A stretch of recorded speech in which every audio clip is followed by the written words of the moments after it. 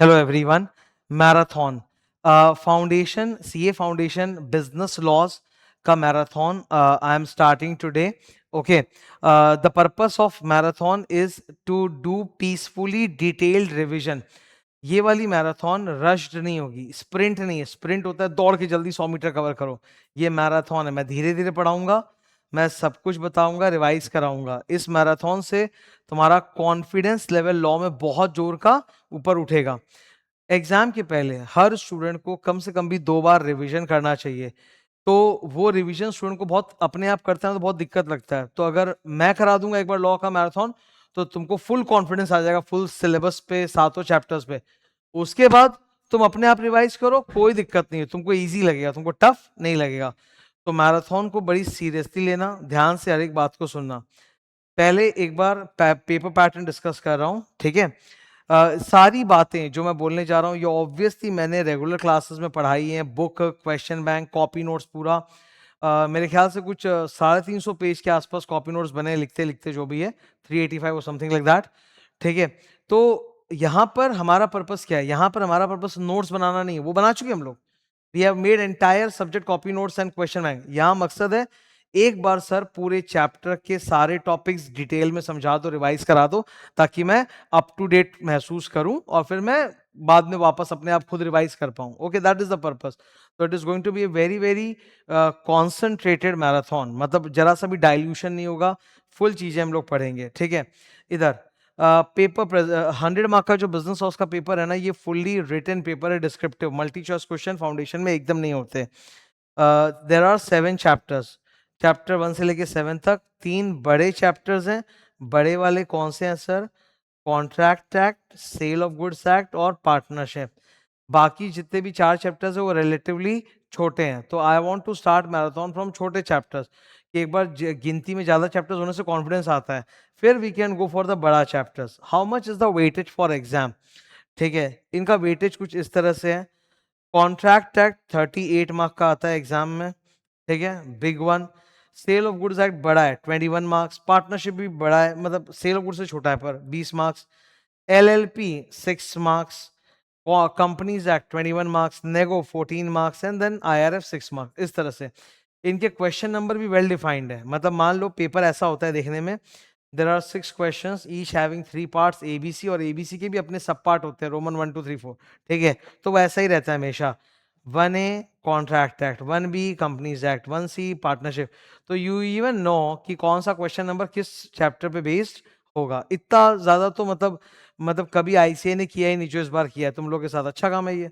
तो you know कि भाई चैप्टर 1 से क्वेश्चन 4C आएगा, कॉन्ट्रैक्ट से question 1A 3C 4A 5C आएगा। अब इनके भी सब पार्ट होते हैं। ये जैसे एक एक क्वेश्चन आप देख रहे हो, 18 क्वेश्चन है, ये 6 6 7 7 मार्क के हैं। इनके सब पार्ट होते हैं, 2 mark 2 mark 3 mark 4 mark 2 mark 5 mark, ऐसे सब पार्ट्स होते हैं। That's the paper pattern. पढ़ते वक्त अब शुरू कर रहा हूं मैं आज का पहला चैप्टर तुम लोग के साथ जो मैं रिवाइज कराऊंगा, that is Indian regulatory framework, chapter number 1। It's a light chapter, बड़ा अच्छा है, कॉपी से रिवाइज करेंगे इसको। ये मैं आ गया कॉपी नोट्स पर, ठीक है। ये सब क्लास में हम लोगों ने साथ मिलकर राइटिंग प्रैक्टिस की है। Now before starting the marathon, एक बार अच्छी तरह से याद करना, मैराथन का पर्पस तुम्हारे लिए समझना नहीं है, समझना तो हो चुका। यहाँ पर्पस है याद करना। जब आप मैराथन देखते हो तो एटीट्यूड होना चाहिए टू रिप्रोड्यूस, मतलब जो भी हम लोग पढ़ रहे हैं वो इतना अच्छे याद हो जाए कि मैं अगर आंख बंद करूं और कॉपी में लिखने जाऊं तो मेरे से हो जाएगा। तो ये होना चाहिए तुम्हारा मकसद। You are not doing marathon for like कि मैं समझना चाहता हूँ ये लॉ होता क्या है, वो हो गया, वो सब क्लासेस में होता है। यहाँ मकसद है याद करना चाहता हूँ ताकि मुझे एग्जाम में जाके मैं ये लिख पाऊं। वो एटीट्यूड नहीं होगा तो नहीं हो पाएगा। आज मैं बोल रहा हूं, कल तुम बोलोगे एग्जाम में, ऐसा होना है। तो you listen with the attitude of writing in exam. Let's start chapter number 1, Indian regulatory framework. तो इंडियन रेगुलेटरी फ्रेमवर्क चैप्टर को सिलेबस में डालने के पीछे आईसीआई की मंशा यही थी कि लॉ में जाने के पहले स्टूडेंट्स लोग को एक अंदाजा तो कि भारत में जो लीगल स्ट्रक्चर है वो कैसा हो। और मैं मानता हूं कि ये चैप्टर बहुत अच्छा है। आईसीआई ने इसको छोटा ड्राफ्ट किया है और मोटी मोटी सारी बातें जो एक सीए के स्टूडेंट को चाहिए होती है लॉ समझने के लिए, कॉमर्शियल लॉस, वो सब इसमें इंक्लूड किया गया है। This gives a perfect base for doing law. Now ये रहा इधर, सबसे पहला टॉपिक क्या है? What is law? समझना है कि याद करना है? याद करना है। समझना नहीं, समझना हो गया, समझना नहीं, याद करना है। What is law? Law is a highlighter, set of obligations imposed by government. Imposed by, law कौन बनाता है? सरकार बनाती है, हम तो नहीं बनाते अपने घर पे, सरकार। So it is a set of obligation imposed by government for securing दो चीजें, वेलफेयर ऑफ पीपल एंड न्याय, justice. Welfare and justice, welfare and justice. तो इसको याद करना है। ये लॉ, इसमें ना जितने भी क्वेश्चन आते हैं ना आईआरएफ में, तीन चार मतलब 8 तरह के क्वेश्चंस आए इसमें, उसमें 2-3 क्वेश्चन इसी पे। और पहला एक स्टार्टिंग पॉइंट यही होता है, what do you mean by law? तो तुम बोलोगे law is the set of obligations imposed by government for what? For securing welfare and justice, for securing welfare and justice. तो इस डेफिनेशन को जब मैं याद कर रहा हूं ना, तो मुझे दो पार्ट्स नजर आ रहे हैं, part one, part two. Part one, what is law? It is a set of obligations imposed by government for what? For securing to people what? Welfare and justice. कुछ लॉज हमारे वेलफेयर के लिए होते हैं, कुछ लॉज न्याय के लिए होते हैं। फॉर एग्जांपल वेलफेयर के लिए जो लॉ, उसका एग्जांपल दो, इनकम टैक्स एक्ट। तुम बोलोगे sir income tax act welfare क्या? वो तो ऑब्लिगेशन, आपको पैसा देना है। अरे पर इनकम टैक्स एक्ट जो बना है वो मुझ पे ऑब्लिगेशन डालता है, मैं जानता हूं, पर इनकम टैक्स से जो पैसा सरकार कलेक्ट करती है वो देश के वेलफेयर में यूज होता है कि नहीं होता है? तो वेलफेयर लॉ है। जीएसटी भी वेलफेयर में आता है, उससे जो पैसा कलेक्ट होता है वो अल्टीमेटली पब्लिक वेलफेयर में यूज होता है कि नहीं होता? होता है। कुछ लॉ ऐसा बताओ जो न्याय के लिए बनाओ, जो जस्टिस के लिए बनाओ। हाँ है ना? BNSS and BNS, BNS भारतीय न्याय संहिता 2023 एंड BNS भारतीय नागरिक सुरक्षा संहिता। इंडियन पीनल कोड का नया नाम है, इंडियन पीनल कोड का नया नाम है BNS 2023। तुम लोग के आईसीए की किताब में अभी तक BNS और BNSS आया नहीं है, वो पुराना नाम चल रहा है, इंडियन पीनल कोड CRPC। तो इंडियन पीनल कोड में क्राइम एंड पनिशमेंट लिखा हुआ है। क्या लिखा हुआ है? Crime and punishment. Indian penal code, Indian penal code का नया नाम क्या है? BNS भारतीय न्याय संहिता 2023। देश पे लागू कब हुआ? 2024 से, 1 जुलाई 2024 से। और criminal procedure code CRPC, criminal procedure code, उसका नया नाम क्या है? BNSS भारतीय नागरिक सुरक्षा संहिता। सर इंडियन पिनल कोड में और CRPC में फर्क क्या है? इंडियन पिनल कोड बताता है क्राइम क्या है, पनिशमेंट क्या है, पर वो पनिशमेंट का जो पूरा प्रोसेस है, जैसे आपको अरेस्ट किया जाएगा, बेल कैसे मिलेगी, आप पे वारंट कैसे निकलेगा, अदालत में ट्रायल कैसे होगा, वो जो पूरा लीगल प्रोसेस है वो CRPC में होता है। इंडियन पिनल कोड बताता है मर्डर किया तो 7 साल की जेल। CRPC बताता है कि वो पूरा प्रोसेस क्या होगा, पुलिस अरेस्ट करेगी, ट्रायल होगा, बेल होगी, जमानत, तो सब उसमें लिखा है वो। ठीक है। नेक्स्ट, ये एक टॉपिक क्वेश्चन आता है एग्जाम में, what are the sources of law? You will tell there are 4 sources of law. सब सारे लॉ की माँ कौन है? नंबर 1 कॉन्स्टिट्यूशन, सब सारे लॉस की मदर। मेरे हाथ में पॉइंटर है, ठीक है, ये गायब हो जाता है, मार्क करने के बाद ये गायब हो जाएगा, ठीक है। इधर, तो what are the sources of law? Sir law के ना 4 सोर्सेज है। लॉ का जो सबसे मदर सोर्स है वो कौन है? हमारे देश का संविधान। इसके अलावा बहुत सारे एक्ट्स बने हुए हैं, income tax act, GST act, ये कोड वो कोड, स्टैट्यूट्स। इसके बाद कोर्ट केसेस, जितने भी सुप्रीम कोर्ट या हाई कोर्ट में जो केसेस हुए हैं ना, जो जजमेंट्स आए हैं, उनको जुडिशियल डिसीजन या केस लॉ बोला जाता है। वो भी अपने आप में लॉ के बराबर है, क्योंकि उसको हम लोग लॉ इंटरप्रिटेशन करने में यूज करते हैं। इतने सारे केस लॉस के नाम हम लोग नहीं पढ़ते लॉ पढ़ते वक्त। सालोमन सॉलोमन सबसे फेमस वाला है, वो सुना होगा। एशबरी रेलवे कैरेज सुना होगा। रॉयल ब्रिटिश बैंक वर्सेस टर्कवान सुना होगा। ये सब केस लॉस है, ये भी लॉ का हिस्सा है, इनको बोलते हैं जुडिशियल डिसीजंस। और चौथा क्या है? हमारे परंपराएं, रीति रिवाज। परंपरा, परंपरा बहुत मैटर होता है। मैं अक्सर क्लास में कहता हूं कि लॉ का मतलब मॉरल साइंस नहीं है। लॉ का मतलब मॉरल साइंस नहीं है। लॉ आप जिस समाज में हो, जिस कालखंड में हो, उस समाज में चलने वाली प्रैक्टिसेस को रिफ्लेक्ट करता है लॉ।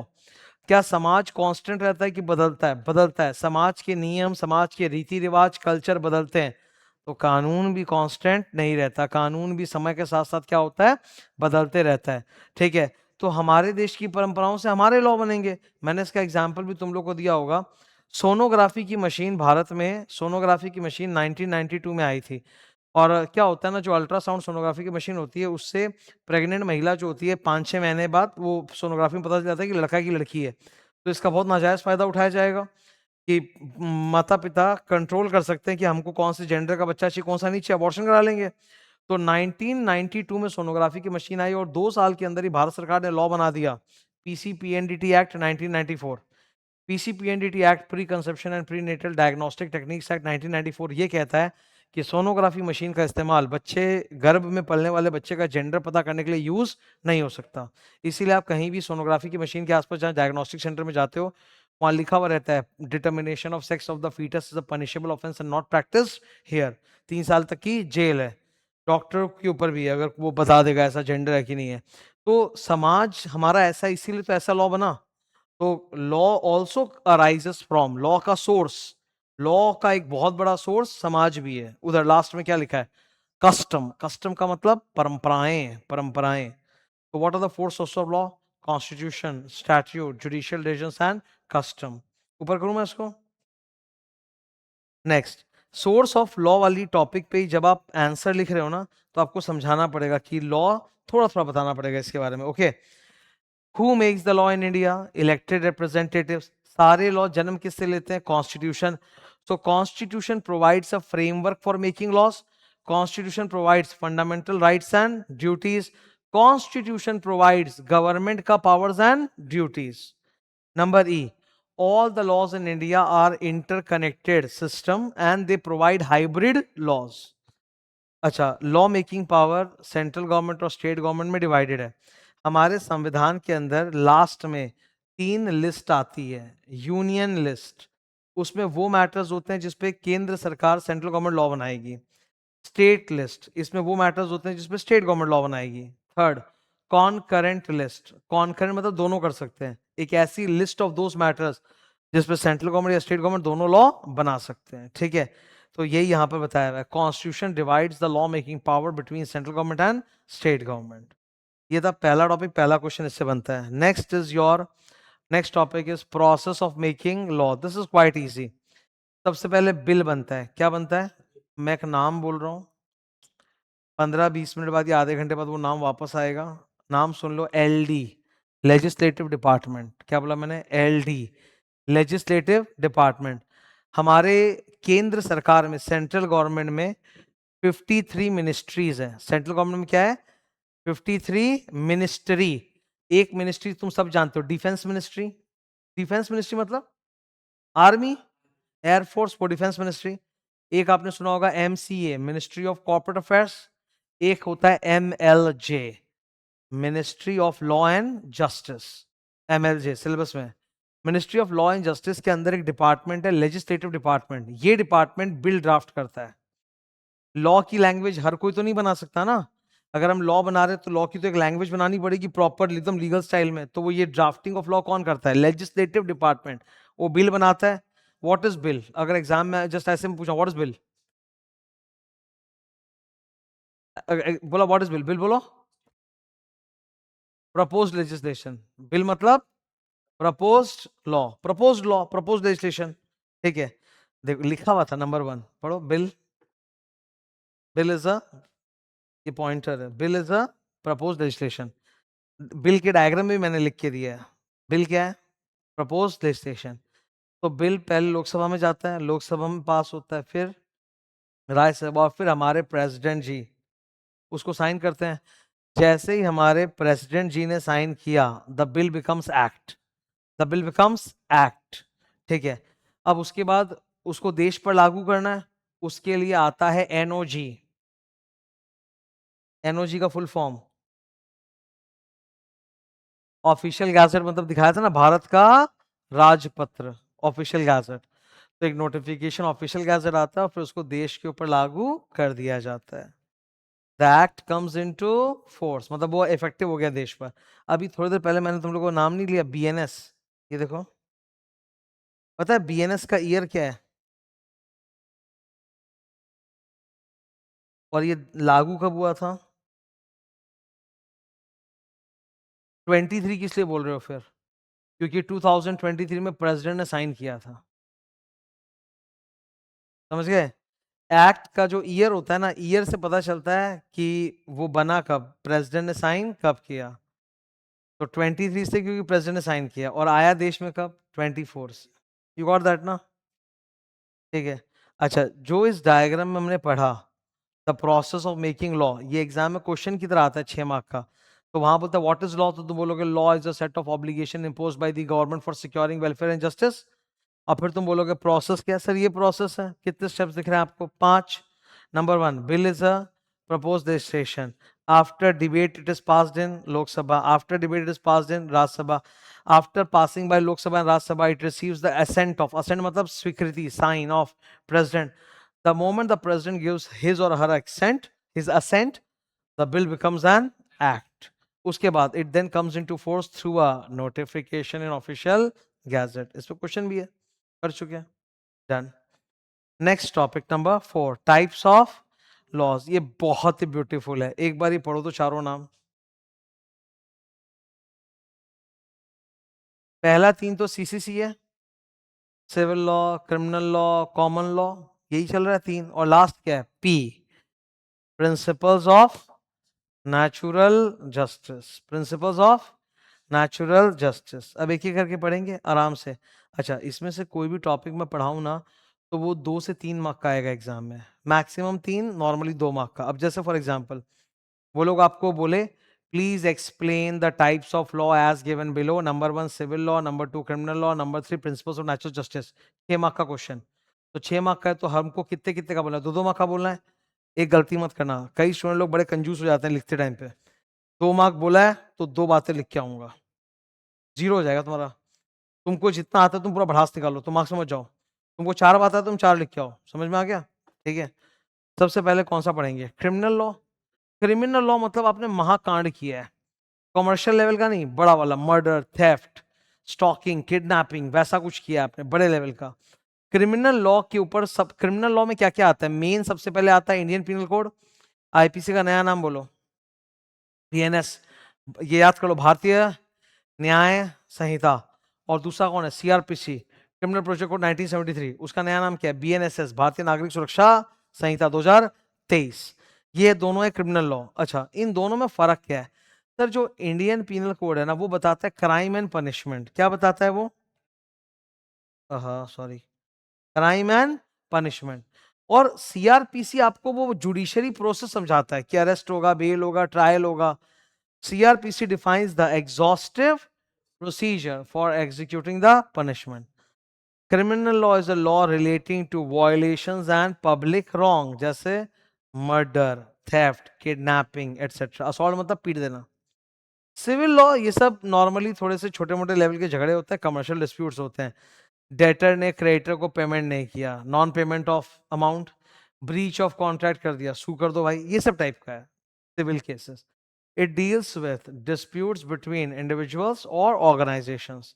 सिविल लॉ का मेन फोकस पनिशमेंट देना नहीं है, बल्कि दो लोगों के बीच में जो भी कमर्शियल डिस्प्यूट है सेटल करा दो। अब एक बात सोचो, पति पत्नी का डिवोर्स हो रहा है, क्या डिवोर्स का मतलब ये होता है कि पति 4 साल जेल जाएगा? क्या ये मतलब होता है कि पत्नी 3 साल जाएगी? नहीं। डिवोर्स हो रहा है तो दोनों में बंटवारा करना है, सेटलमेंट करना है, संपत्ति का बंटवारा, धनराशि वगैरह, एलिमनी, ये सब करना है। तो सिविल लॉ का मकसद जो होता है वो डिस्प्यूट रेजोल्यूशन है, पनिशमेंट इंपोज करना नहीं है। Point number 2, civil law focuses on dispute resolution rather than on imposing punishment. Number 3, इसके ऊपर सिविल लॉ के ऊपर कौन सा कोड है? CPC, civil procedure code. इसका कोई नया वर्जन नहीं है। जैसे तुम ऊपर तुम बोलोगे बीएनएस, बीएनएसएस था, इसका क्या है? इसका कुछ नहीं, इसका यही है, सिविल प्रोसीजर कोड 1908। ठीक है। सिविल लॉ में क्या क्या आता है, ये हो सके तो नाम याद करना। Law of contract, property law, family law, law of tort. Tort का मतलब क्या होता है? टॉर्ट को समझाने के लिए एक वर्ड बोला जाता है सिविल रॉन्ग, लेकिन उसका मतलब क्या? उसका मतलब होता है causing injury to a person और property. Causing injury to a person और प्रॉपर्टी लिखा हुआ है। एग्जाम्पल्स बोलो सिविल लॉ वायलेशंस के। Sir breach of contract, non delivery of goods, non payment by debtor to lender, defamation, dispute between landlord and tenant, like that. Third क्या है? Common law. Common law का मतलब क्या? 3 अलग अलग नाम चलते हैं इसके मार्केट में, pink colour. Case law, judicial decision, precedents. क्या? प्रेसिडेंट, प्रेसिडेंट मतलब पहले ऐसा हो चुका है। अब यहाँ पर एक डॉक्ट्रिन लगेगी, ठीक है, एक बात सुनो। अगर मान लो एक मामला बॉम्बे हाई कोर्ट में गया है इन द ईयर 2015, 2015 में बॉम्बे हाई कोर्ट में एक मामला गया था और बॉम्बे हाई कोर्ट ने एक जजमेंट दिया था। वैसा ही सिमिलर मामला 2026 में वापस आया है बॉम्बे हाई कोर्ट में। तो बॉम्बे हाई कोर्ट 2015 वाला जो अपना जजमेंट है, प्रेसिडेंट है, क्या उसमें लिखे हुए नियम प्रिंसिपल फॉलो कर सकता है? यस, करना ही पड़ेगा, करना ही चाहिए। डॉक्ट्रिन ऑफ डैश दिख रहा है क्या? Stare decisis, doctrine of stare decisis, इसका मतलब होता है basically to stand by that what is already decided, कि जो पहले डिसाइड हुआ हम उसी निर्णय पे टिके रहेंगे। हालांकि ये 100% ट्रू नहीं है। डॉक्ट्रिन ऑफ स्टेयर डिसाइसिस के भी एक्सेप्शंस होते हैं, ठीक है। हो सकता है कि मामला सेम हो, पर 2015 से 2026 के बीच में 11 साल में ना दुनिया इधर की उधर हो गई है। कोर्ट को भी हक है कि अपने फैसले को वो बदल सकता है, चेंज कर सकता है, समझ रहे हो? तो चेंज होता है, एक्सेप्शंस है, बट जनरली फॉलो करते हैं प्रेसिडेंट्स को, ठीक है। Judicial decisions are called case laws या common law. Example, supreme court जो भी जजमेंट देता है it immediately becomes the law of the land, मतलब हमारे देश का कानून बन जाता है और सारे हाई कोर्ट्स को फॉलो करना पड़ेगा, and binding on all high courts. Number 3, it is based on doctrine of stare decisis to stand by what has already been decided. According to this doctrine, the yellow color, the court shall follow the previous court verdicts where the facts and legal issues are similar. There are आखिरी ये types of law है। हमने क्या पढ़ा? Criminal law, civil law, common law. अब एक बार रुको,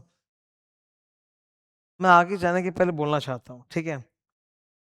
अभी मैंने आपको पढ़ाया, तुमने नोटिस किया होगा मैं समझा भी रहा हूं साथ साथ, लेकिन मेरा ज्यादा फोकस है याद करने पे, तभी मैं बहुत एम्फोसिस डाल डाल के बार बार एक एक बातों को रिपीट कर रहा हूं। तुमको घर पे क्या करना है? तुमको घर पे क्या करना है?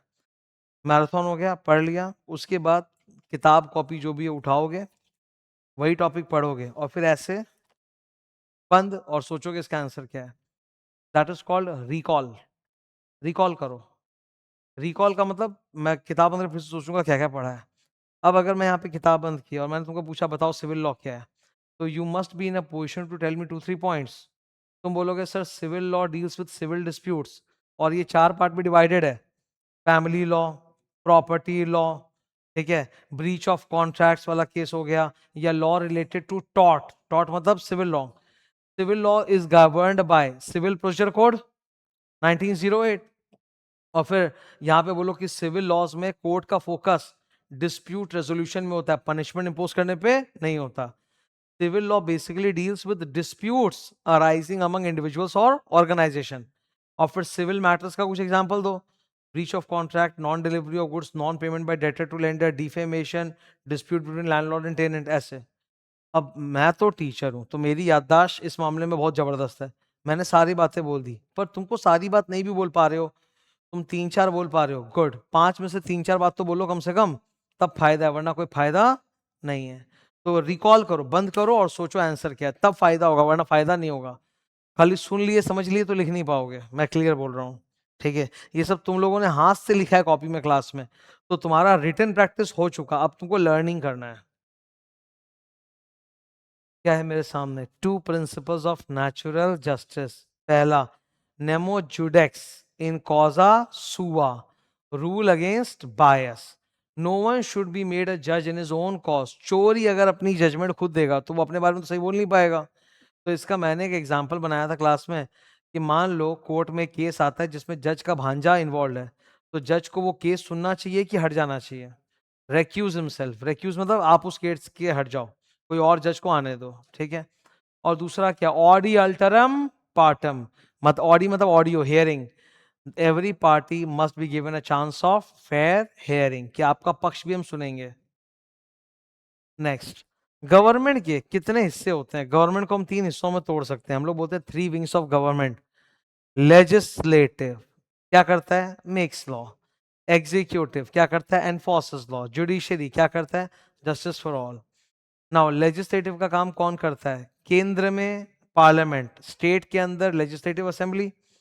फिर एग्जीक्यूटिव का काम क्या है? Enforce the law. कौन करता है? मंत्रालय। भारत सरकार की कितने मंत्रालय हैं? 53 मिनिस्ट्रीज। एंड लास्ट जुडिशरी मतलब courts. 1 supreme court, 25 high courts and law of district and sessions court. अब ये आ गया, ये अपने आप में एक अलग क्वेश्चन की तरह आता है। How do you enforce law? तो तुम बोलोगे लॉ एनफोर्समेंट का काम किसको सौंपा गया है? लॉ एनफोर्समेंट का काम किसको सौंपा गया है? एग्जीक्यूटिव। एंड एग्जीक्यूटिव के अंदर क्या आता है? मंत्रालय। तो देखो चालू हो गया।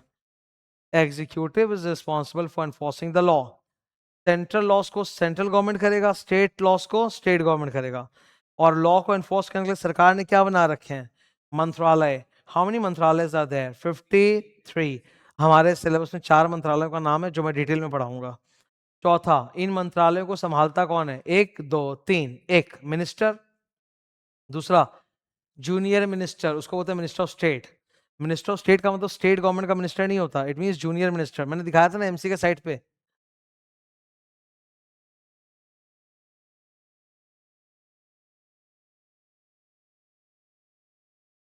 ये किसकी वेबसाइट है? Ministry of corporate affairs. MCA के मिनिस्टर कौन हैं?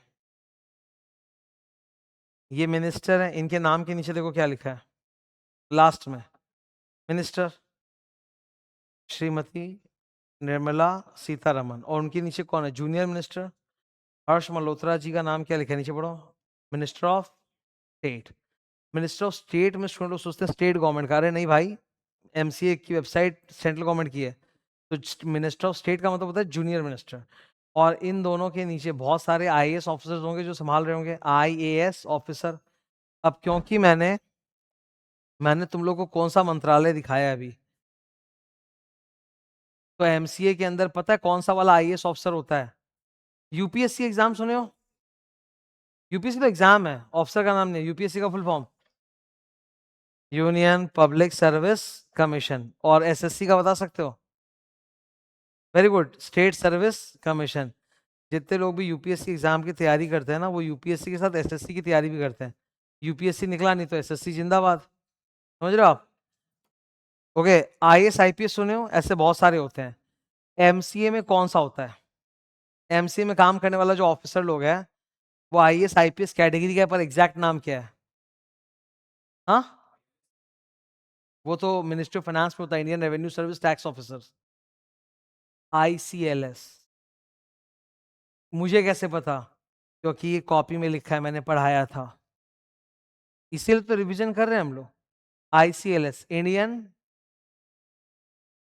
Corporate law service. Indian corporate law service. आ जाओ इधर बोर्ड पे। ठीक है, ओके। ना अभी अपने को ये एनफोर्सिंग द लॉ क्लियर है ना? चलो नीचे। अब हमारे सिलेबस में मंत्रालय हैं। कितने मंत्रालय दिख रहे हैं बोर्ड पे? ये 4 ही है बस। कितने मार्क का आएगा? 2 से 3 मार्क। Minimum 2, maximum 3 mark. इतना प्रिपेयर करना है। मैं एक चीज बोल देता हूँ, एक लाइन सब में कॉमन है। ये 4 मंत्रालय, चारों में जब तुम चालू करो लिखना, तो लिखना number 1 point, it is a union cabinet ministry. It is a union. देखो 53 मिनिस्ट्रीज है ना, उसमें से अराउंड 30 मिनिस्टर्स जो है वो कैबिनेट में शामिल है, प्रधानमंत्री के, मतलब एकदम टॉप लेवल। प्रधानमंत्री, प्राइम मिनिस्टर। प्राइम मिनिस्टर का एक कैबिनेट ऑफ मिनिस्टर्स होता है। कैबिनेट ऑफ मिनिस्टर में सारे मिनिस्टर नहीं आते, there are total 70 minister, cabinet में सिर्फ 30 आते हैं। ठीक है, तो ये सब बढ़िया वाले मंत्रालय हैं। ये चूमू मंत्रालय नहीं है, ये बढ़िया वाले मंत्रालय हैं। इन ये सब कैबिनेट का हिस्सा है। तो पहला लाइन क्या लिखोगे एग्जाम में? It is a union cabinet ministry. फिर तो और बोलोगे ही। अच्छा चालू करूंगा मैं बोलना डिस्कशन। एमओएफ मतलब ministry of finance. MCA corporate affairs. MHA Amit Shah home affairs. And MLJ बोला था आज, लॉ एंड जस्टिस। नीचे सबसे पहला टॉपिक कौन सा पढ़ रहे हैं? Ministry of finance.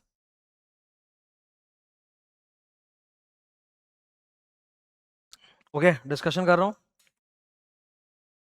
सो पहला पॉइंट तो सबने बोला, it is a union cabinet ministry. अब मिनिस्ट्री ऑफ फाइनेंस करता क्या क्या है, सुनो ध्यान से। देश का टैक्स कौन डिसाइड करेगा? टैक्सेशन का जितना भी लॉज है कौन बनाता है? यही।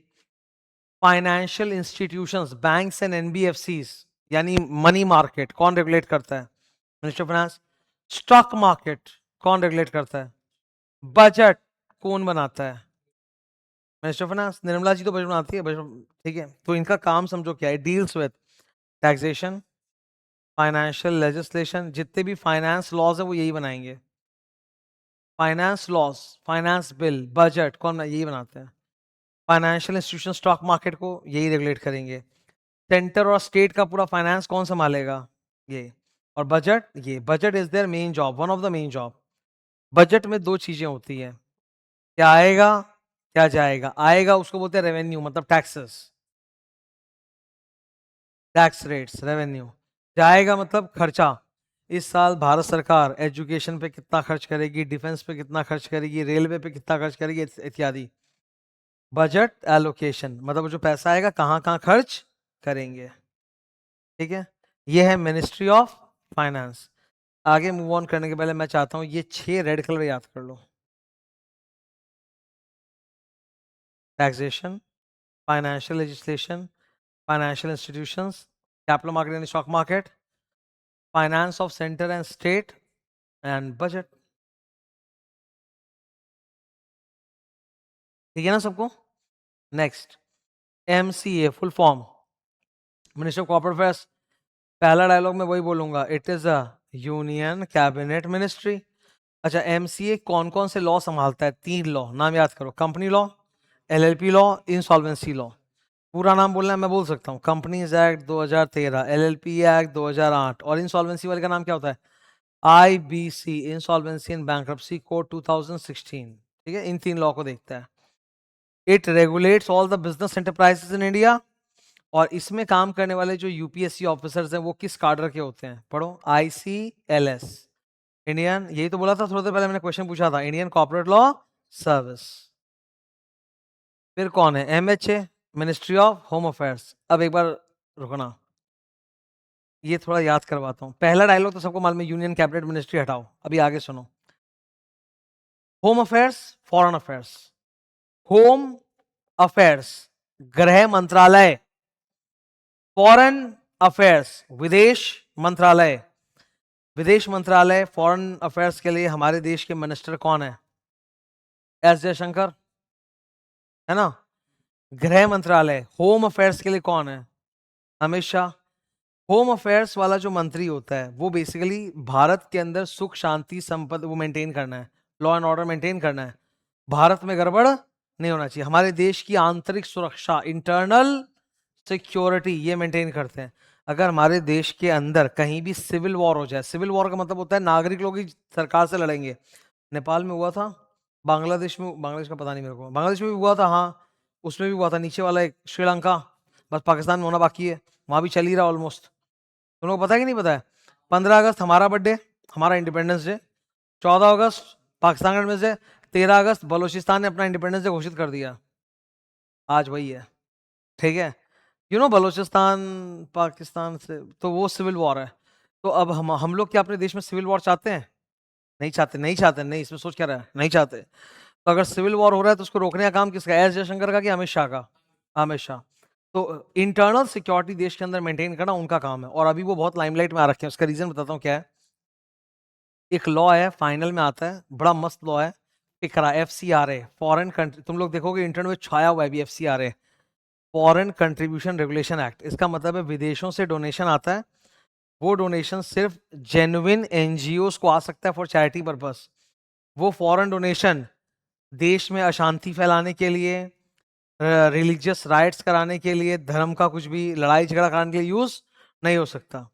अब क्या हो रहा है कि विदेशों से बहुत सारा पैसा इंडिया में आ रहा है गलत कामों के लिए। You will not believe, there are thousands of फालतू का नकली एनजीओ ओपनड, और ये एनजीओ क्या करते हैं? FCRA का रजिस्ट्रेशन ले लेते हैं और विदेशों से चंदा आता है। इसको रोकना बहुत जरूरी है, बहुत ज्यादा जरूरी है, ठीक है। जैसे ही FCRA में, मतलब पिछले कई साल में अमेंडमेंट हो ही रहते हैं अमित शाह के आने के बाद, इस बार बवाल अमेंडमेंट हो रहा है। जिसमें ये लोग तमाम तरह का फॉरेन डोनेशन रोकेंगे। सारे क्रिश्चियन मिशनरीज है ना, पहुंच गए वहां पे मंत्रालय के पास कि मत करो, क्योंकि जितने भी क्रिश्चियन मिशनरीज हैं, ये इनको वहां से फंडिंग आती है और इससे ये लोग यहाँ पे धर्म फैलाते हैं अपना। और ये मेरे आंख के सामने देखा हुआ है, इससे मैं बहस तो सुनूंगा ही नहीं। देखो, होता ना कि मेरा पॉइंट ऑफ व्यू, मेरा आंख का देखा हुआ है। I am from Christian school, ठीक है। मेरा पूरा पढ़ाई schooling through out Christian school colleges से हुआ है। दैट इज वाई, छोड़ो और नहीं बोलूंगा, पर बता रहा हूँ कि हुआ है। And I have seen it clearly. They only do two things, या तो ये इंडिया से पैसा लेंगे, क्रिश्चियन स्कूल जितने भी होते हैं ना, कॉन्वेंट स्कूल, लंबी मोटी फीस देके वो अपना जो धर्म परिवर्तन वाला काम है वो सब करवाएंगे, या फिर वहां से धन आएगा, उससे धर्म परिवर्तन का काम चलेगा। इन स्कूलों में जितने भी टीचर लोग को नौकरी मिलती है, वो लोग उन पर प्रेशर डालते हैं कि आप धर्म चेंज करो तो नौकरी देंगे। तो सोचो, कोई हिंदू धर्म का है, कोई फलाने धर्म का, चेंज होके क्रिश्चियन बनेगा, तब उनको जॉब मिलता है। और इन स्कूलों में प्रेयर के नाम पे जन गण मन कम होता है, आवर फादर इन हेवन ज्यादा होता है, ठीक है। ऐसा होता है। तो अब आप बताओ, ये इंटरनल अफेयर है ना देश का, रिलीजन कन्वर्जन को रोकना, तो कौन संभालेगा? होम मिनिस्ट्री संभालेगा, ठीक है। रिलीजियस कन्वर्जन होते ही इन ग्राउंड्स पे हैं कि एकदम गरीब, एकदम पिसा हुआ इंसान है, उसको आप कुछ फाइनेंशियल लाभ दिखाओ, तब जाके वो अपना धर्म चेंज कर लेगा। केरला में मास लेवल पे हुआ है, ठीक है। पंजाब, अभी पंजाब में बहुत ज्यादा हो रहा है। अब सोचो, कितना अजीब लगता है। पंजाब वो राज्य जो गुरु नानक के लिए जाना जाता है, सिख, वहां के लोग अगर कन्वर्ट हो रहे हैं क्रिश्चियनिटी में, डजंट मेक एनी सेंस। समझ रहे हो? That is all because of some kind of financial incentive. किसी भी धर्म को अगर फाइनेंशियल हेल्प करना, कर दो, मजबूर मत करो धर्म कन्वर्ट करने के लिए। वो सब हो रहा है, तो इसीलिए सबकी सुलग रही है। अमेरिका तक में सुलग रही है कि ये लोग क्यों अपना चेंज कर रहे हैं, ऐसा समझ रहे हो आप? ऐसा है। तो ये होम मिनिस्ट्री का काम है। नंबर 2 पढ़ो। इट इज रिस्पॉन्सिबल फॉर, लाल रंग, maintaining internal security and domestic policy. आपको लग रहा होगा खाली धार्मिक एंगल है, सिर्फ धार्मिक एंगल नहीं है सर, और भी है। फॉर एग्जाम्पल, हमारे देश में जो चुनाव होता है ना, इलेक्शंस, बाहर के जो मुल्क हैं, वो पैसा भेज भेज के, प्रोपागेंडा चला चला के इलेक्शंस को ट्विस्ट करना चाहते हैं। इसको बोलते हैं इलेक्शन रिगिंग। रिगिंग मतलब ऐसा प्रोपागेंडा फैलाओ जिससे लोगों का जो पॉइंट ऑफ व्यू है ऐसे बदल जाए, ठीक है। तो ये होता है, बहुत ज्यादा होता है ये सब, ठीक है। तो उसको सबको रोकना। It is headed by the home minister. Ministry of MLJ, very important. एक नाम ले रहा हूं तुम लोग के सामने, तुम लोग को अच्छा लगे लिख भी अरे, शाहरुख खान, एवरीवन नोज। शाहरुख खान की वो मूवी जिसने शाहरुख खान को शाहरुख खान बना दिया, ठीक है। दिलवाले दुल्हनिया ले जाएंगे, दैट वाज द मूवी जिसने उसको एसआरके को एसआरके बनाया है। वैसा इट वाज लाइक, होता ना कि बदल दिया सब कुछ। तो डीडीएलजे, हम लोग बोलेंगे ministry of law and justice, union cabinet ministry of course. उसके 3 डिपार्टमेंट्स है। डीडीएलजे, डी से, फिर डी से नीचे, फिर एल से लेजिस्लेटिव डिपार्टमेंट, ठीक है। दिख रहा है? तो तुम बोलोगे 3 डिपार्टमेंट है। डिपार्टमेंट ऑफ, पहला डिपार्टमेंट ऑफ लीगल अफेयर्स, ये क्या करता है? ये सारे मंत्रालय वगैरह को एडवाइस देता है, लीगल एडवाइस देता है। फिर क्या, लेजिस्लेटिव डिपार्टमेंट, आज शुरू में बोला था मैंने, ये ड्राफ्ट करता है, ये बिल ड्राफ्ट करता है, लॉ ड्राफ्ट करता है। और फिर लास्ट वाला डिपार्टमेंट ऑफ जस्टिस, ये इंडिया की पूरी जुडिशरी और कोर्ट्स को मैनेज करता है, ठीक है। इन सब पे देखो क्वेश्चन आ रहा है ना बीच में, खराब है हम लोग का सबका। Next, now we will do 3 regulatory bodies. अब हमारे सिलेबस में बस यही 3 रेगुलेटरी बॉडी है, आरबीआई, सेबी और आईबीबीआई। सावधान, सेबी और आरबीआई, ये first of all, sir what is a regulatory body? Law enforcement के लिए मंत्रालय तो बना हुआ ही है। ध्यान से 2 मिनट, बहुत अच्छा बोलने जा रहा हूं।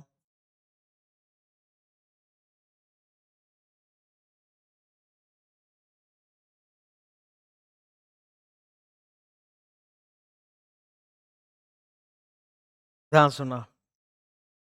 लॉ एंड लॉ एनफोर्समेंट के लिए मंत्रालय तो बना हुआ है, मिनिस्ट्री। लेकिन क्या है ना, मंत्रालय इतना तुरंत तुरंत काम नहीं करता, प्रोटोकॉल बाजी बहुत ज्यादा होता है, काम स्लो होता है। और कोई कोई चीजें ऐसी होती हैं जिनको कांस्टेंट रेगुलेशन चाहिए।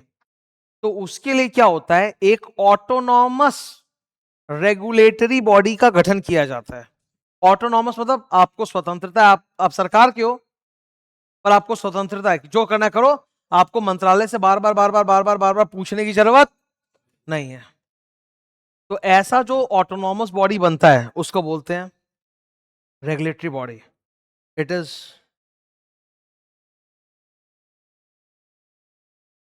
सरकार का है पर ऑटोनॉमस है। ऑटोनॉमस बोलने का मतलब है आपको बार बार बैठ के मंत्रालय से टोटो टोटो पूछने की जरूरत नहीं है।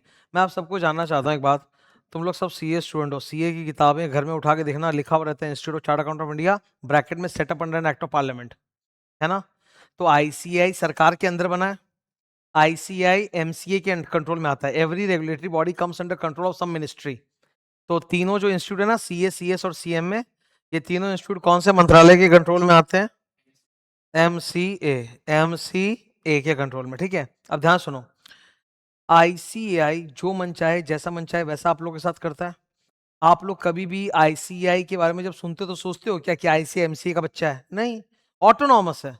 केवल कुछ कुछ जगहों पे आईसीआई को पूछना पड़ता है, सिलेबस चेंज। अगर आईसीआई सिलेबस चेंज करेगा तो उनको एमसी का अप्रूवल चाहिए, कुछ कुछ जगह अप्रूवल चाहिए, अदरवाइज ऑटोनॉमस बॉडी है। Chartered accountant institute autonomous body है। चार्टर्ड अकाउंटेंट इंस्टीट्यूट खुद स्टूडेंट्स और मेंबर से पैसा लेता है और खुद ही आप लोग पे खर्चा करता है, रेगुलेट करता है। गवर्नमेंट का ज्यादा इंटरफेरेंस नहीं है। कौन सा तुम सीए बनने के बाद सरकारी नौकरी में जाने वाले हो? सीए इंस्टीट्यूट सरकारी है पर क्या तुम सरकारी में जा रहे हो? नहीं, सब प्राइवेट सर, ठीक है। तो ऑटोनॉमस दिया हुआ, ऑटोनॉमी, आप अपने आप को खुद रेगुलेट करो। ऑटोनॉमस मतलब खुद रेगुलेट करो। जैसे तुम जब तक स्कूल में होते हो, घर में मम्मी पापा रेगुलेट करते हैं तुमको रिमोट कंट्रोल से, उठ बैठ तैयार हो जा, सो जा जल्दी। एक बार तुम कॉलेज पुलेज जो भी है निकल गए और ये कर रहे हो, क्या नाम है ये जो मैं पढ़ा रहा हूँ तुम लोगों को, प्रोफेशनल कोर्स, तब वो लोग बीच में उंगली नहीं करते, यू गेट कंप्लीट ऑटोनॉमी, ठीक है। तो regulatory bodies are autonomous, they are under a ministry for some approvals but otherwise autonomous है। नाम बताओ तीनों का जो सिलेबस में, आरबीआई, सेबी और आईबीबीआई। एक बार बताओ, आरबीआई और सेबी किस मंत्रालय के कंट्रोल में आता है? Ministry of finance. और आईबीबीआई किसके कंट्रोल में आता है? Ministry of corporate affairs. Very good. SEBI क्या रेगुलेट करता है? Stock market. आरबीआई क्या रेगुलेट करता है? Banks and NBFC. आईबीबीआई क्या रेगुलेट करता है? Insolvency in India. ये ऑटोनॉमस बॉडी के अंदर तीनों गुण होते हैं, लेजिस्लेटिव, एग्जीक्यूटिव, जुडिशरी, सब होता है इनके अंदर, दे आर कॉम्बो।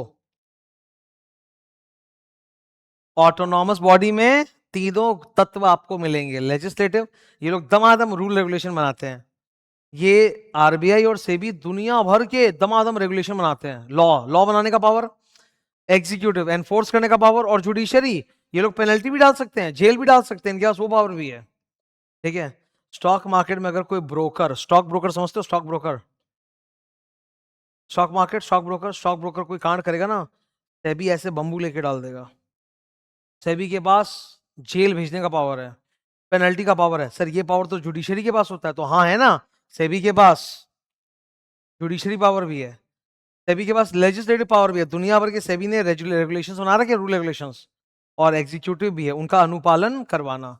तो regulatory bodies are autonomous bodies which have all the three features of a government, legislative, executive and judiciary. एक एक करके डिस्कस करूंगा अभी। सेबी, फिर आईबीए, चलो ठीक है। सबसे पहले SEBI, full form you know that, लाल रंग। SEBI is the regulatory body for number one stock market, number two एक और मार्केट होता है कमोडिटी मार्केट, जहां पे ऑयल गोल्ड वगैरह ऐसे में डील होता है, ऑनलाइन डील होता है। It is under the ownership of which मंत्रालय? Ministry of finance. It has statutory powers under SEBI act 1992। RBI, ये थोड़ा ज्यादा लंबा ज्ञान है आरबीआई के ऊपर। आरबीआई को बोला जाता है ना bankers of the banks, bankers of the government. हर देश में एक सेंट्रल बैंक होता है, हमारे देश का सेंट्रल बैंक कौन है? RBI. It is the central bank and regulates all the banks in India. RBI कौन से मंत्रालय के अंदर आता है? नंबर तीन, it acts as a banker to government, it acts as a banker to government and other banks.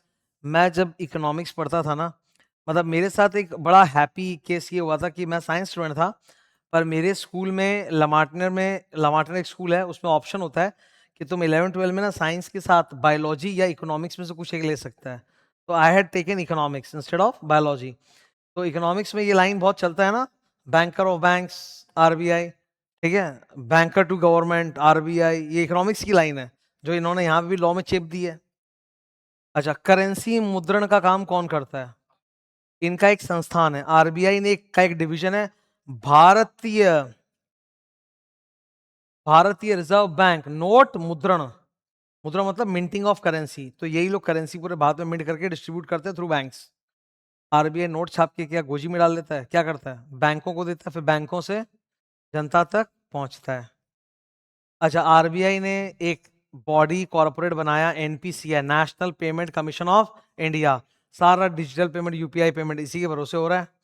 Digital payment I find extremely comfortable. आप अपना मोबाइल हर जगह रखते हैं, ऐसे दिखाओ, क्यूआर कोड स्कैन, पेमेंट, जो डेसिमल डेसिमल पेमेंट करना है सब पेमेंट कर सकते हो एक तत्काल में।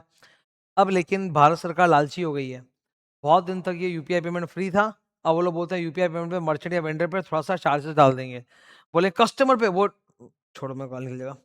ये निर्मला ताई जो है, ये पार्लियामेंट में आके बोलती है कस्टमर विल नॉट पे अ सिंगल रुपी, अपना वो एक्सेंट में जो मारती है ना कि कस्टमर पे कोई बोझ नहीं आएगा।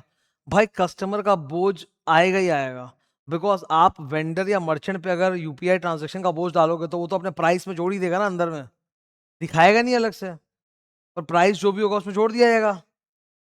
तो ये नया इन्होंने चालू कर दिया लपछेड़ की, हर चीज में इनको पैसा कमाना है। नंबर 6, आरबीआई ने एक और बॉडी बनाई, deposit credit guarantee corporation of India. जितने भी लोग बैंक में रुपया जमा करते हैं, उस रुपए का इंश्योरेंस कराया जाता है अप टू 5 लाख रुपीस, और 50% विच एवर इज लोअर। मतलब मान लो कि मेरे बैंक अकाउंट में 20 लाख रुपए है, कल को अगर वो बैंक दिवालिया होके पिट गया तो मुझे कम से कम कितना मिलेगा? 50% ऑफ 20 लाख 10 लाख, और 5 lakh which ever is lower 5 lakh. तो कम से कम 5 लाख तो मिलेगा, मेरा 15 लाख डूब जाएगा, मतलब इंश्योरेंस है एक तरह का। तो all the bank depositors are given insurance by the bank through DCGI, Deposit Credit and Guarantee Corporation of India। अब आया आईबीबीआई, ये क्या करता है सर? इंसॉल्वेंसी। इसका फुल फॉर्म क्या है? Insolvency and bankruptcy board of India. It provides for insolvency proceedings of everybody, individual, company, LLP, body corporate, partnership, सबका। इनका पर्पस क्या है? इंसॉल्वेंसी प्रोसीडिंग को एफिशिएंट और फास्ट बनाया जाए। मैं 2 मिनट थोड़ा रुकूंगा, इस पे थोड़ा बात कर लेता हूँ, क्योंकि तुम लोग आईबीबीआई ज्यादा फील नहीं कर पाओगे तो याद नहीं कर पाओगे। इंसॉल्वेंसी घट मतलब सैड चीज है, बट जरूरी भी है।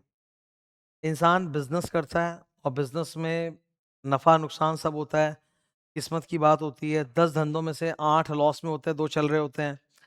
तो अगर धंधा बंद करना है तो कोशिश ये होनी चाहिए कि असेट्स को महंगे से महंगी कीमत पे बेचा जाए, रिकवर किया जाए, और क्रेडिटर्स को ज़्यादा से ज़्यादा पैसा मिले, ताकि क्रेडिटर्स को ज़्यादा लॉस नहीं हो। पर भारत में इंसॉल्वेंसी का कोई प्रॉपर स्ट्रक्चर था ही नहीं। तो 2016 में भारत सरकार ने कानून बनाया, इंसॉल्वेंसी एंड बैंक्रप्सी कोड, और उसमें पूरा एक लीगल स्ट्रक्चर स्थापित किया, और इंस्टीट्यूशनल स्ट्रक्चर भी। सबसे पहले तो उन्होंने बोला कि इंसॉल्वेंसी के लिए एक सेपरेट रेगुलेटरी बॉडी चाहिए, जो उस पर लेजिस्लेटिव, एग्जीक्यूटिव, जुडिशरी का पूरा काम करे। तो आईबीबीआई का गठन हुआ। सेकंड, इंसॉल्वेंसी अगर करवाना है तो बढ़िया लिक्विडेटर्स चाहिए ना, कि चोमू लिक्विडेटर, बढ़िया लिक्विडेटर। तो यहीं पे जन्म होता है आईपी, इंसॉल्वेंसी प्रोफेशनल्स का। इसका जन्म होता है insolvency professionals. Who are insolvency professionals? उधर देखो ब्लू कलर। वैसे ही इंसॉल्वेंसी प्रोफेशनल एजेंसी, तो एजेंसी कौन होगी? हमारे इंस्टीट्यूट्स, आईसीएआई, आईसीएसआई। और इंसॉल्वेंसी यूटिलिटी, एनएसडीएल। तो होता क्या है, जो सीएसीएस इंस्टीट्यूट है, ये लोग बहुत सारे सीएसीएस को क्वालिफिकेशन के बाद ट्रेन करते हैं, आईबीबीआई से रजिस्ट्रेशन आता है, और हम लोग जैसे लोग बनते हैं इंसॉल्वेंसी प्रोफेशनल। इंफॉर्मेशन यूटिलिटी का पर्पस क्या है? इंसॉल्वेंसी एक दिन में नहीं होता, 6 महीना साल भर रखता है। तो 6 महीने साल भर तक कंपनी पूरी बंद पड़ी है, डायरेक्टर्स भी नहीं है कंपनी में, खाली वो इंसॉल्वेंसी प्रोफेशनल है, वही संभाल रहा है। तो क्रेडिटर्स को चिंता हो रही कि भाई हो क्या रहा है अंदर, तो इंसॉल्वेंसी प्रोफेशनल जो भी करता है, जो प्रोग्रेस चल रहा है, ये बेच दिया, ये सल्टा दिया, उसका पूरा डिटेल अपलोड कर दिया जाता है। कहाँ पर? एनएसडीएल के साइट पे, इंफॉर्मेशन यूटिलिटी में। तो वहां पे कोई भी मेंबर या क्रेडिटर जाके देख सकता है कि इंसॉल्वेंसी की गति क्या चल रही है। आज तुम अगर एक क्रेडिटर हो, तुम्हारा 10 लाख रुपया बाकी है कंपनी से, तो तुम जानना चाहोगे ना भाई क्या चल रहा है, जनवरी में ऑर्डर आया था, अगस्त हो गया, क्या हो रहा है, मेरा पैसा कब आएगा, यू वांट टू नो। कहाँ मिलेगा आपको सूचना? आई यू का फुल फॉर्म, आई यू, आयु का फुल फॉर्म इंफॉर्मेशन यूटिलिटीज, ठीक है। तो आईबीबीआई इन सबको रेगुलेट करता है। अच्छा, आप इंसॉल्वेंट तभी होते हो जब अदालत आपके ऊपर आदेश दे। तो कॉर्पोरेट्स के ऊपर आदेश कौन देगा? एनसीएलटी। इंसानों पे आदेश कौन देगा? DRT, debt recovery tribunal. All insolvency cases are handled by NCLT. तो तुम लोगों को याद रह जाएगा, नेशनल कंप्लेंट ट्राइब्यूनल। और एक याद करो, डीआरटी, डेट रिकवरी ट्राइब्यूनल, ठीक है। ये था आईबीबीआई, खत्म। Now we are in the last portion, Indian courts, ठीक है, भारतीय जुडिशरी।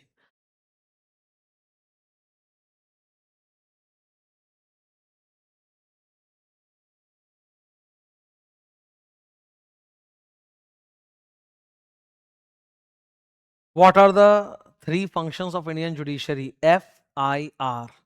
FIR. F से fairness to all citizens of India. I से interpretation of law. R से झगड़ा सल्टाओ, झगड़ा सल्टाओ, सल्टाओ मतलब हिंदी वर्ड है ना सल्टाओ, तो डिस्प्यूट।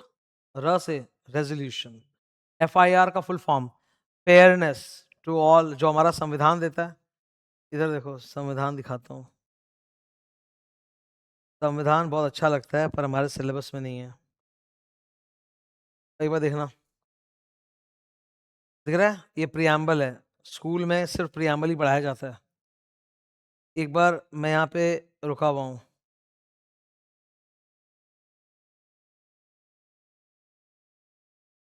ठीक है। ये संविधान है तुम लोग के सामने, प्रियम्बल है, ऊपर से लेके नीचे तक पूरा रीड करो, फिर आई आस्क यू क्वेश्चन।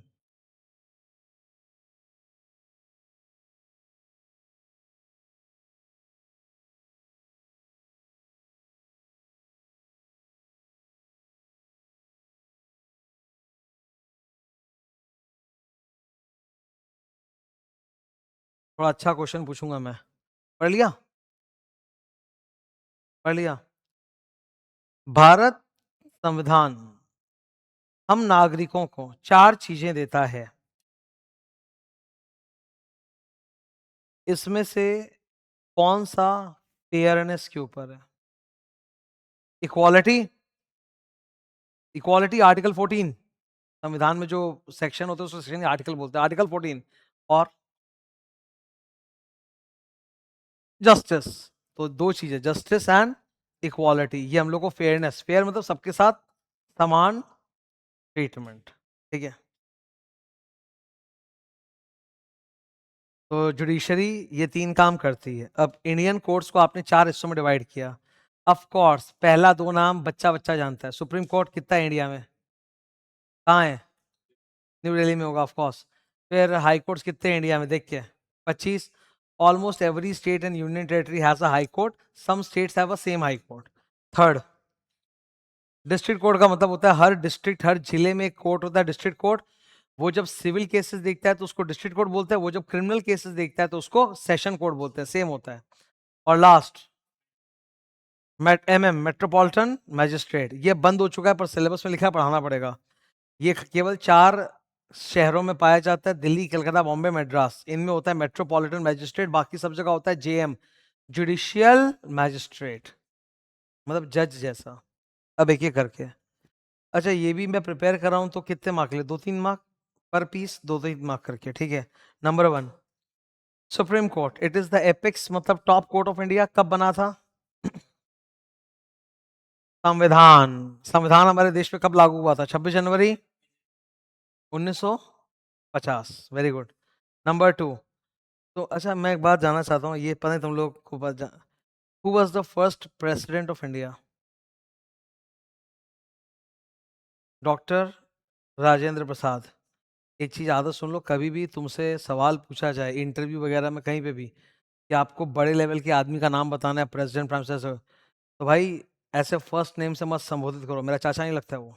ठीक है, हमेशा इज्जत से बोलो, जी लगाओ, श्री लगाओ, कुछ लगाओ। ठीक है, तो ऑलवेज से डॉक्टर राजेंद्र प्रसाद या श्री राजेंद्र प्रसाद भी चलेगा। नाउ मैं आपसे आना चाहता हूँ, हमारे जो फर्स्ट प्रेसिडेंट थे डॉक्टर राजेंद्र प्रसाद, उनका कार्यकाल कब चालू हुआ था? 1950 से हुआ था। ये मैक्सिमम लोग जानते नहीं है। 1947 में देश आजाद हुआ था, बट एक्चुअल आजाद नहीं हुआ था। हम लोग सेमी इंडिपेंडेंट थे। क्या थे? Semi independent. From 1947 till 1950 we were known as dominion of India. Dominion of India मतलब आधा आजाद और आधा ब्रिटिश सरकार के कंट्रोल में। ठीक है, तो डोमिनियन ऑफ इंडिया जो थे ना 3 साल तक, उस वक्त प्रेसिडेंट नहीं होता, उसके बदले जीजीसी था, गवर्नर जनरल इन काउंसिल। तो हमारे पहले गवर्नर जनरल काउंसिल था लॉर्ड माउंटबेटन। 1 साल तक वो था, फिर वो मर गया, फिर डॉक्टर सी राजगोपालाचारी बने थे। फिर 1950 से जब संविधान बन गया ना, हम लोग डोमिनियन खत्म, अब हम लोग थे रिपब्लिक ऑफ इंडिया, फुल आजाद। तो हमारे आजाद भारत रिपब्लिक का पहला राष्ट्रपति थे श्री डॉक्टर राजेंद्र प्रसाद। समझ में आ रहा है? अच्छा एक बात सुनो, अभी मैं थोड़ा बहुत संविधान दिखाया ना, अब पता है हमारे संविधान में ये वर्ड सोवरेन क्यों लिखा है? सोवरेन वर्ड दिख रहा है?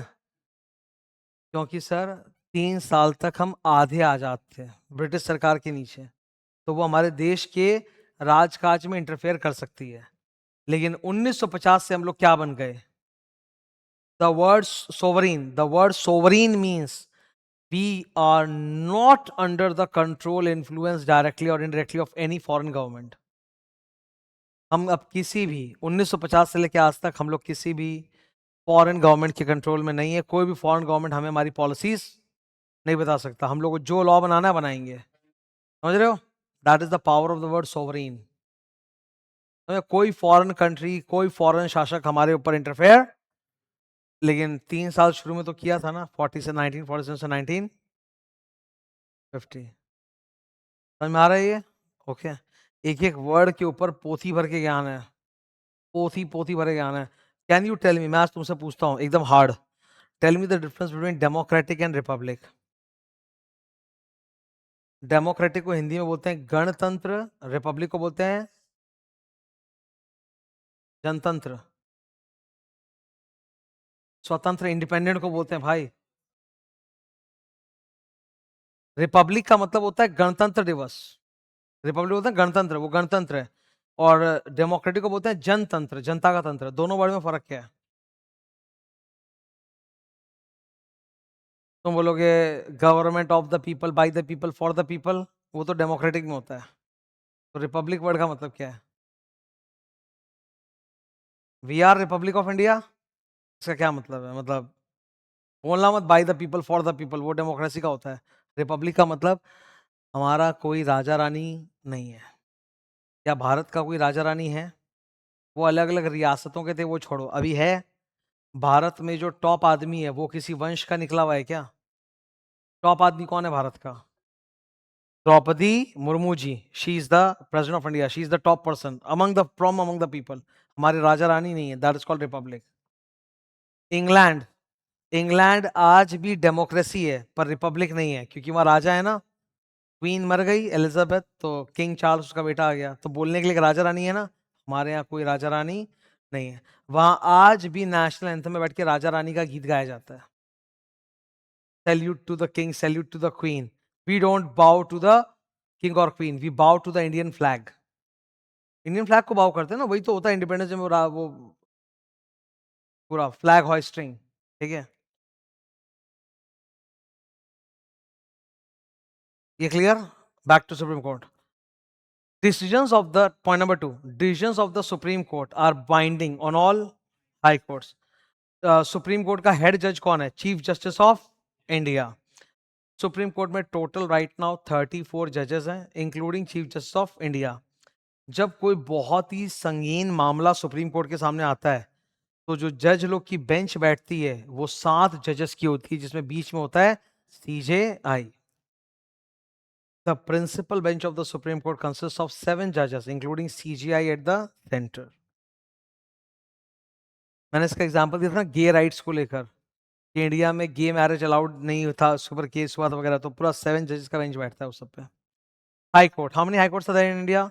25. Calcutta high court is the oldest. Every state and union territory has a separate or a shared high court. Some small states and UTs have a shared high court. इसका पूरा हम लोग चार्ट देखे थे ना क्लास में कि कई स्टेट और यूनिट, जैसे महाराष्ट्र वाला जो बॉम्बे हाई कोर्ट है उसमें महाराष्ट्र आता है, गोवा आता है, दमन एंड दीव यूटी आता है, दादर नगर भी आता है, तो ऐसे कॉमन है. 3 नंबर बवाल है. Decisions of High Court are binding in respective states. मतलब कैलकाटा हाई कोर्ट का जो जजमेंट है वो वेस्ट बंगाल में सारे कोर्ट्स मानेंगे, पर कैलकाटा हाई कोर्ट का जजमेंट बॉम्बे हाई कोर्ट के लिए मानना जरूरी नहीं है. For other states it only has persuasive value. Persuasive मतलब Bombay high court Calcutta high court के जजमेंट को सुनेगा पर मानना जरूरी नहीं है. इसको बोलते हैं परसुएसिव वैल्यू. जैसे for example Bombay high court में एक मामला गया, तो वकील है वो जज को बोल रहा है सर ऐसा ही मामला कैलकाटा हाई कोर्ट में हुआ था, ये जजमेंट आया था.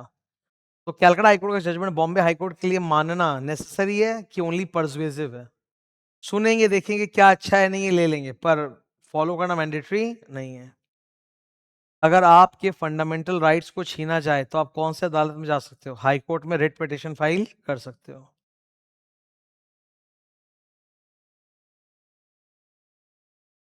सुप्रीम कोर्ट का जजमेंट हर हाई कोर्ट पे बाइंडिंग है. 3 नंबर क्या है? District court. अच्छा, डिस्ट्रिक्ट्स किसके अंदर होते हैं? स्टेट के अंदर. तकरीबन एक स्टेट के अंदर 20-25 डिस्ट्रिक्ट्स होते हैं. हर डिस्ट्रिक्ट का एक कोर्ट होता है, डिस्ट्रिक्ट कोर्ट. डिस्ट्रिक्ट कोर्ट वही है, बॉडी वही है. जब वो क्रिमिनल केस सुनेगा तो नाम होगा सेशन कोर्ट, और जब सिविल मैटर सुनेगा तो नाम होगा डिस्ट्रिक्ट कोर्ट. ठीक है. तो ये डिस्ट्रिक्ट कोर्ट जो है कितने वैल्यू तक का सिविल सूट ट्राई कर सकते हैं? 2 करोड़ रुपए तक का. अगर 2 करोड़ रुपए से ज्यादा का कमर्शियल डिस्प्यूट है तो फिर मामला हाई कोर्ट में जाएगा. Last, MMJM. कभी भी मेट्रोपॉलिटन मैजिस्ट्रेट लिखने के लिए आए ना एग्जाम में, please use this chart. 4 magistrate मतलब जज जैसा होता है. ये अपने आप में एक अदालत है. मैजिस्ट्रेट अपने आप में एक अदालत के बराबर है. ये अपने आप में एक अदालत है. ये हाई कोर्ट के नीचे आता है. जैसे जितने भी डिस्ट्रिक्ट कोर्ट है किसके नीचे आते हैं? हाई कोर्ट के नीचे. ये भी हाई कोर्ट के जुरिस्डिक्शन में, सुपरविजन में आता है. अब 4 शहरों में बोलते हैं MM, बाकी शहरों में बोलते हैं JM. कैलकाटा, दिल्ली, बॉम्बे, मद्रास. इनमें मेट्रोपॉलिटन मैजिस्ट्रेट होता है, आबादी 10 लाख के ऊपर है. बाकी शहरों में बोलते हैं जुडिशियल मैजिस्ट्रेट, भले ही आबादी जो भी हो. ठीक है. क्योंकि हमारे देश में ये सब जब बना था ना, तब में और आज में बहुत बड़ा फर्क आ गया पॉपुलेशन में. आज बहुत सारे शहर है भारत में जहाँ पे आबादी 10 लाख के ऊपर. 10 लाख तो हमारे लिए कुछ है ही नहीं, कुछ नहीं. 10 लाख ही है तो बस. ऐसे हमारे लिए बड़ा शहर ही मतलब वो होता है इसमें 2-4 करोड़ की आबादी हो, तब जाके बड़ा शहर में आता है वो. Metropolitan magistrate, judicial magistrate 2 category के होते हैं, first class, second class. Metropolitan magistrate क्योंकि मेट्रो सिटी में है, तो इसमें जो मैजिस्ट्रेट है वो सीधा फर्स्ट क्लास के बराबर होगा, तो उसके powers will be equal to judicial magistrate of first class. दोनों जगह पाया जाता है CMM, CJM, chief metropolitan magistrate, chief judicial magistrate. Metropolitan magistrate का कॉन्सेप्ट अब बंद हो चुका है BNS में, लेकिन अभी भी बस चल रहा है, तो कर लो. CRPC था ना, क्रिमिनल प्रोसीजर कोड, उसी के बदले क्या आ गया? BNSS. तो उसमें मेट्रोपॉलिटन है ही नहीं, सिर्फ जुडिशियल मैजिस्ट्रेट्स है. ठीक है, खत्म होता है. ठीक है. So that was our revision of chapter 1 Indian regulatory framework. Revision या ये जो मैराथन हुआ इसका पर्पस था एक बार सारे कॉन्सेप्ट्स तुमको बता देने, समझा देने. समझने से भी ज्यादा फोकस किस पे है? याद करने पे. अब तुम्हारी ड्यूटी क्या है? तुम्हारी ड्यूटी यहाँ खत्म नहीं होती. तुम्हारी ड्यूटी होती है कि तुम रिवाइज करो चैप्टर 1 को, और ढक ढक के ऐसे रिकॉल करो कि ये अगर आ गया तो मैं क्या बोलूंगा, क्या लिखूंगा. वो सबसे जरूरी है, तब तुम जाके लिख पाओगे एग्जाम में. ठीक है. Thank you.